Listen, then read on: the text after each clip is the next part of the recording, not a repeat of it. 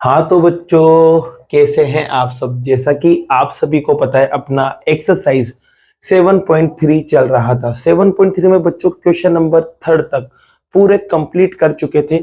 आज लेने वाले हैं बच्चों इस वीडियो में क्वेश्चन नंबर 4 को। तो क्वेश्चन नंबर 4 की यहाँ लैंग्वेज समझते हैं, लैंग्वेज में क्या लिखा हुआ है। आपके पास दे रखा है बीई और सीएफ, दोनों के दोनों क्या है बच्चों, एल्टीट्यूड है। मतलब क्या है, एल्टीट्यूड, वो भी किसके, ट्राइंगल एबीसी के। एल्टीट्यूड का मतलब शीर्ष लंब होता है। तो बच्चों एक आप क्या बनाएंगे, ट्राइंगल बनाएंगे जिसका नाम देंगे आप ए बी सी। और इसके अंदर आपको दो इक्वल मतलब बराबर एल्टीट्यूड बनाना है जिनकी लंबाई आपस में बराबर हो। और आपको पता है बच्चों एल्टीट्यूड क्या होता है, जैसे कि ये आपके पास ट्राइंगल है, तो इस पॉइंट से सामने वाली लाइन पर 90 बनाने वाली लाइन जो होती है वो एल्टीट्यूड कहलाती है, मतलब शीर्ष लंब कहलाती है।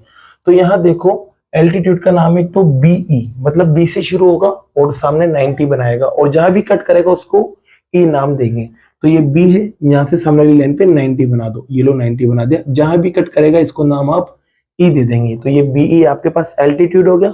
ऐसी दूसरी जो है वो है सी एफ। तो सी से शुरू होगा बच्चों, सी आपको दिख रहा है, और जहां भी खत्म होगा वहां एफ नाम दे देंगे। तो सी से सामने वाली लाइन पे 90 बनाएंगे बच्चों, और 90 बनाने के बाद जहां भी ये खत्म होगा उसको एफ नाम दे देंगे। अब देखो आपको दे क्या रखा है, आपको दे रखा है कि ये दोनों बराबर हैं। तो बच्चों आप कह सकते हैं यहाँ पर कि जो बीई है ना वो बराबर है सी एफ के। ठीक है। अब आपसे एक चीज और कही है कि आरएचएस रूल, जो आरएचएस नियम था बच्चों आपका, उसका आपको इस्तेमाल करना है। और इस्तेमाल करने के बाद आपको बताना है कि एबीसी जो है, जो एबीसी जो ट्राइंगल था, त्रिभुज था, वो आइसोसेलेस होना चाहिए, मतलब समद्विबाहु होना चाहिए। और आपको पता है आइसोसेलेस का मतलब जिसमें दो साइड बराबर हो। तो मतलब आपको प्रूफ क्या करना है कि ए बी और ए सी बराबर आ जाए, तभी जाके आइसोसेलेस होगा। तो यहां पर आप कह सकते हैं कि आपको प्रूफ क्या करना है। तो लिखेंगे बच्चों यहाँ पर टू प्रूव, जिसे बोलते हैं सिद्ध करना है। क्या करना है बच्चों, सिद्ध में। तो आपको बताना है यहाँ पर कि ए बी बराबर आ जाए ए सी के। तो ए बी बराबर ए सी ये आपको लेके आना है बच्चों, तभी जाके आइसोसेलेस होगा। और आरएचएस का इस्तेमाल अलग करना है। तो आरएचएस का इस्तेमाल करने के लिए बच्चों 90 और 90 के सामने वाली लाइन होना चाहिए। तो 90 तो ये रहा, और इसके सामने वाली लाइन यहाँ नीचे आप देख सकते हो। तो इसको अपन पकड़ते हैं। तो एक तो नीचे वाला ट्राइंगल पकड़ेंगे। देखो नीचे वाले ट्राइंगल, इसका नाम है बी एफ सी। मैं बना देता हूं मैं इसको, ये बी एफ और सी, बी आ गया, एफ आ गया और सी आ गया। यहाँ 90 बन रहा है। ऐसे ही बच्चों सी ई बी भी आ रहा है आपके पास। देखो यहाँ पर ये ई पे 90 है यहाँ पर, और यहाँ लिखा हुआ है सी, और यहाँ बी। ठीक है। अब इन दोनों को मैं पहले कॉन्ग्रेंट करता हूँ, फिर उसके बाद मैं ए बी और ए सी को लाऊंगा, क्योंकि आरएचएस यहीं लग सकता है बच्चों और कहीं आरएचएस नहीं लगेगा। तो कैसे आरएचएस लगेगा उसको देखते हैं। तो देखो बच्चों सबसे पहले तो दोनों में 90 90 आ रहा है, और इसके अंदर तीन चीजें बराबर लेके आना है मुझे। तो दोनों में 90 90 आ रहा है, तो उसको अपन यहाँ लिखते हैं। एक ट्राइंगल का नाम है बच्चों बी एफ सी, लिखेंगे यहाँ पर अपन in triangle B F C. और दूसरे वाले ट्राइंगल का नाम है बच्चों सी ई बी। क्या है बच्चों, सी ई बी। ये दोनों त्रिभुज अपन ने यहाँ ले लिए। अब इसके अंदर तीन चीजें बराबर बताएंगे। सबसे पहले तो देखो 90 90 आ रहा है, तो उसको लिखेंगे।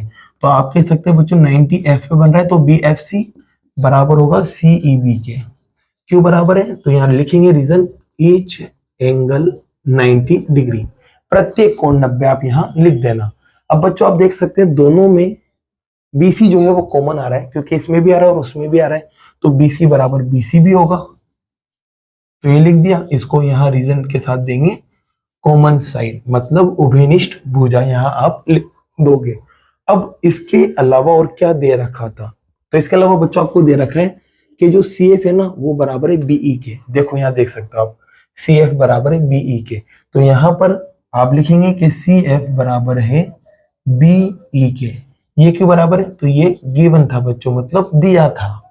अब यहाँ पर आप देखोगे कि यार 90 और 90 के सामने वाली लाइन तो ली है, और इसके अलावा एक दूसरी लाइन भी ली है, तो आरएचएस लग गया। तो आरएचएस लगा दो यहाँ पर बच्चों। तो यहाँ लिखेंगे बाय आर एच एस।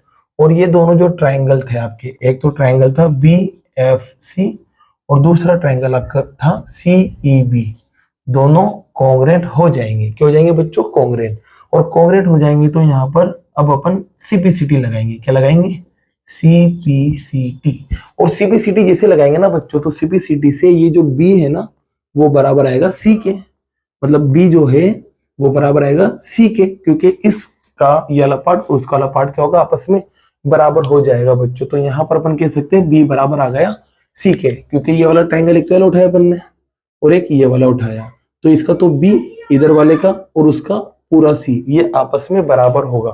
तो CPCT से आप कह सकते हैं B बराबर आया C के। अब आपको पता है बच्चों, आपको क्या पता है कि किसी ट्राइंगल में अगर दो एंगल बराबर हो, दो कोण बराबर हो, तो उनके सामने वाली लाइन भी क्या होती है? बराबर। तो आप देख सकते हैं ABC ट्राइंगल, अब क्योंकि पूरा B और पूरा C बराबर आ गया, बड़ा ट्राइंगल उठाया ABC, इसके अंदर दोनों एंगल बराबर है, अलग बना के देख लिया, तो इनके सामने वाली लाइन भी क्या होगी? बराबर होगी। तो आप यहां कह सकते हैं कि AB बराबर होगा AC के। क्या होगा? AB बराबर होगा AC के। इसका रीजन क्या लिखोगे बच्चों? Sides opposite to equal angles are equal. Hindi में क्या लिखोगे बच्चों? बराबर कोणों की सम्मुख भुजाएं बराबर होती है। इतना साफ लिख देना। और आपको AB बराबर AC लाना था, तो इसी के साथ आपका क्वेश्चन नंबर 4 इसी के साथ कंप्लीट होता है। जैसा कि बच्चों यहाँ पर आप क्वेश्चन नंबर 5 देख सकते हैं, जो कि इस चैप्टर का और इस एक्सरसाइज का लास्ट क्वेश्चन है। इसी के साथ आपका चैप्टर नंबर 7 पूरा कंप्लीट हो जाएगा। तो बच्चों इसे स्टार्ट करते हैं। तो क्वेश्चन नंबर 5 में देखो बच्चों, यहाँ पर आपको दे रखा है एक ट्राइंगल है जिसका नेम है ABC, और ये आइसोसेलेस है, मतलब समद्विबाहु है। तो इसके अंदर दो चीजें बराबर होंगी, और उसने दे रखा है कि AB जो है वो AC के बराबर है। अब डायग्राम नहीं दिया, डायग्राम आपको बनाना है, तो ये डायग्राम यहाँ तैयार कर लेते हैं। इसका नाम दे देते हैं ABC। अब इसके अंदर देखो AB और AC बराबर है, तो AB बराबर होगा AC के। अब एक चीज और बनाने के लिए बोला है बच्चों कि जो AP है ना वो परपेंडिकुलर है BC पे, मतलब लंबवत है, मतलब 90 बनाएगी AP BC के साथ। अब AP का A तो दिख रहा है और BC पूरा दिख रहा है, तो मतलब यहाँ से 90 बनेगा, और जहां भी मिलेगी लाइन उसको नाम देंगे आप P। तो बच्चों यहाँ से ये एक 90 मैंने बना दिया यहाँ पर, और इसको नाम दे दिया P, जिससे AP BC के परपेंडिकुलर भी हो जाएगी। अब आपको प्रूफ क्या करना है? आपको प्रूफ करना है एंगल B बराबर एंगल C। तो बच्चों इसको प्रूफ करने से पहले आज लास्ट क्वेश्चन है, तो क्वेश्चन पूरा होने से पहले आपने अगर चैनल को सब्सक्राइब नहीं किया तो चैनल को जरूर सब्सक्राइब कर दीजिएगा। तो अब बच्चों प्रूफ करते हैं इसको। तो इसके लिए एक तो इधर वाला ट्राइंगल पकड़ते हैं और फिर ये वाला ट्राइंगल पकड़ते हैं। इस वाले ट्राइंगल का नाम है ABP और इधर वाले का है ACP। तो इन दोनों को यहाँ पकड़ते हैं। तो इन ट्राइंगल ABP और दूसरे वाले ट्राइंगल का नाम है ACP। इनके अंदर बच्चों क्या करते हैं? दो तीनों चीजें बराबर लेते हैं, तीन तीन चीजें, जिससे कॉन्ग्रेंट हो जाएगा। CPCT की मदद से B बराबर C आ जाएगा। तो तीन चीजों में देखो, एक तो AB और एक AC बराबर है, पहले से दिया हुआ है, तो आप लिख देंगे यहाँ पर AB बराबर AC। ये आपके गिवन है, मतलब दिया है बच्चों, ठीक है। अब इसके अलावा बच्चों आपको ये जो AP है ना वो दोनों में आता हुआ दिख रहा है, इधर वाले में भी उधर वाले में भी। तो आप कह सकते हैं यहां से कि AP बराबर है AP के, ये दोनों में आ रहा है, इसको बोलेंगे कॉमन साइड, उभयनिष्ठ भुजा, यहां आप लिख देना। अब तीसरी चीज क्या बराबर लाए? तो तीसरी चीज आप देख सकते हैं यहाँ 90, तो इधर भी क्या होगा 90, तो दोनों में एक एक 90 भी आ रहा है। तो इस 90 का नाम होगा APB और उस वाले का होगा APC। तो फिर से लिखेंगे आप APB बराबर होगा APC के। ये क्यों बराबर है? तो यहाँ रीजन लिखेंगे बच्चों, ईच एंगल 90 डिग्री, हिंदी में लिखेंगे प्रत्येक कोण 90 डिग्री। अब रूल को पकड़ते हैं बच्चों। तो रूल को पकड़ने के लिए ट्राइंगल को निकाल लेते हैं, कोई से भी एक को। तो इसको मैंने निकाल लिया, यहाँ A था, यहाँ P था, यहाँ B था। चलो देखते हैं किस किस को उठाया। एक तो AB को उठाया, एक AP को उठाया और एक APB को उठाया। तो आप देख सकते हैं 90 और 90 के सामने वाली लाइन आ रही है, और एक तीसरी दूसरी लाइन है, जो तीसरी जो लाइन है वो भी एक लाइन है। तो 90 90 के सामने और कोई सी भी एक लाइन आ जाए तो RHS लगता है। तो यहाँ पर बच्चों आपके पास रूल लगेगा RHS, और RHS से ये दोनों कॉन्ग्रेंट हो जाएंगे, मतलब ट्राइंगल ABP कॉन्ग्रेंट हो जाएगा ट्राइंगल ACP के।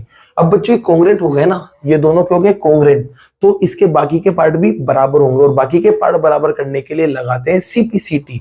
तो CPCT से B बराबर होगा C के, तो यहाँ आप बच्चों CPCT लगाओगे, CPCT से एंगल B बराबर होगा एंगल C के। और इसी के साथ बच्चों क्वेश्चन नंबर 5 आपका क्या होता है, कंप्लीट होता है, और चैप्टर नंबर 7 भी आपका पूरा कंप्लीट होता है बच्चों। अगर वीडियो पसंद आई हो और ये क्वेश्चन आपको समझ में आया हो बच्चों, तो वीडियो को लाइक कीजिएगा और चैनल को सब्सक्राइब कीजिएगा। Thank you so much.